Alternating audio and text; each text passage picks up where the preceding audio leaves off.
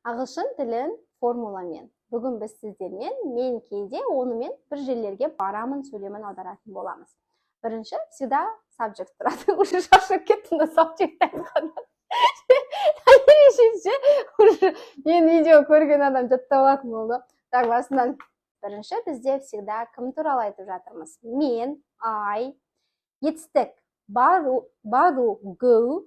Бірақ бұл жерде бізде кейде деген мезгіл үстеуі, ол бізде осы бастауыш пен етістіктің арасында тұрады. Яғни I sometimes go, сыртқа, яғни бір жерлерге дегеніміз, ол бізде go out, яғни сыртқа шығу дегенді білдіреді. Go out, бірге, онымен бірге, with him, яғни осы жердегі with, ол бізде бірге деп аударылады.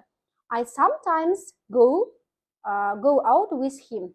Егер де сен де ағылшын тілін осылай формула арқылы қазақ тілімен байланыстырып, наконец-то сөйлеп үйренгің келсе, менің алда болатын А1, А2, Б1 деңгейіне арналған, бастаушыларға арналған курсқа супер жеңілдікпен қатыса аласың. Толығырақ профильдегі сілтемеге өтіп көре аласың.